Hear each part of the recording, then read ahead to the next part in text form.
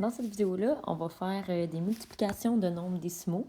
Donc, c'est une multiplication avec les nombres négatifs.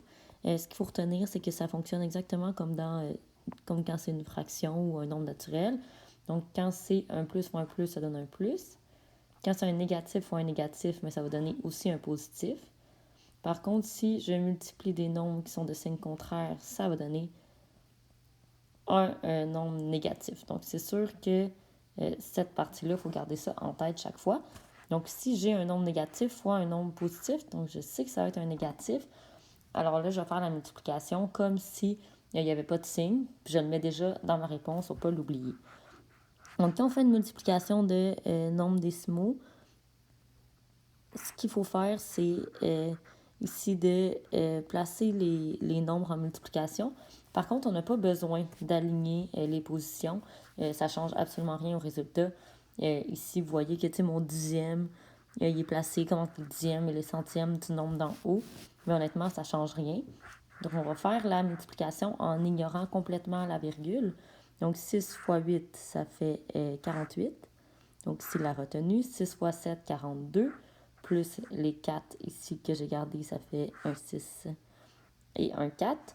Finalement, 6 fois 4, ça fait 24, plus 8, ici donc 28. Donc, je fais la multiplication normalement. Ce nombre-là, il est fini. Là, étant donné que c'est un 0, c'est sûr que là, je saute ici la position des dixièmes, étant donné que je suis rendue au deuxième chiffre. Mais puisque c'est un 0, ça va être effectivement 0 partout. Fait que cette étape-là que je viens de faire, c'est pas nécessairement utile de la faire. Alors, pour savoir maintenant où est-ce qu'on va mettre la virgule, en fait, c'est qu'il faut compter le nombre de chiffres après la virgule en tout. Fait que dans les deux nombres, ici, il y a 3 nombres après la virgule. Donc, à partir de la gauche dans ma réponse, je vais compter 1, 2, 3. Et c'est après ça que je vais partir ma virgule. Donc, ce truc-là fonctionne tout le temps. Mais c'est sûr aussi que tu pourrais comme estimer. Donc, 4,78 fois 0,6. Mais c'est sûr que ça ne donnera pas 28. C'est sûr que ça ne donnera pas 286. Fait que tu pourrais aussi placer la virgule à l'endroit qui te semble le plus logique. Donc, deuxième exemple ici, on va faire moins 1 et 5 dixièmes fois moins 12 et 35 centièmes. Donc, première des choses, la multiplication, c'est commutatif.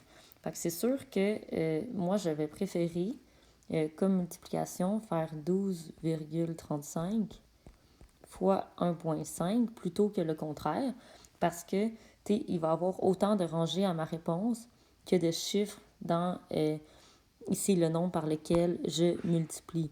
Fait que si dans 1,5, ben, je vais avoir 2 rangées dans ma réponse. Mais si j'avais fait le contraire, il aurait fallu que j'aille 4 rangées.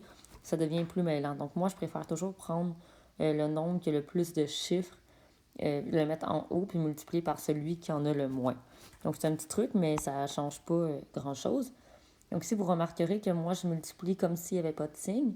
Mais avant de commencer mon calcul, moi, je sais qu'un moins fois un moins, toi aussi tu le sais, ça donne un plus. Fait que ma réponse, je vais juste la mettre positive.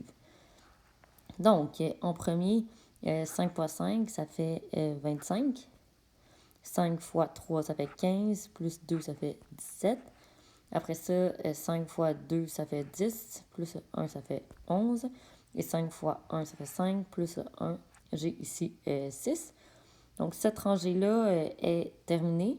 Donc, quand je fais ma deuxième rangée, il faut que je mette un 0 à la première position. Donc, il faut que je décale de 1. Puis, toutes les retenues que j'ai mis, moi, souvent, ce que je vais avoir tendance à faire, encore mieux que de les barrer, c'est que je vais les effacer. Parce que c'est comme ça qu'ils vont faire une erreur plus facilement. Donc, maintenant, j'ai juste à multiplier ici par le 1. Fait 1 fois 5, 1 fois 3, 1 fois 2, 1 fois 1.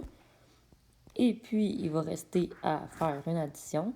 Donc, 5, 12, 4, 5, 8 et 1. Donc, j'ai 12,35 fois 1,5. Donc, c'est sûr que ma réponse, ça ne sera pas, mettons, 185. Fait que, moi, je sais tout de suite que ma virgule va aller là. Mais si on confirme, ici, j'ai un nombre après la virgule, un deuxième, un troisième, 1, 2, 3. Effectivement, La virgule, elle va bien à cet endroit-là.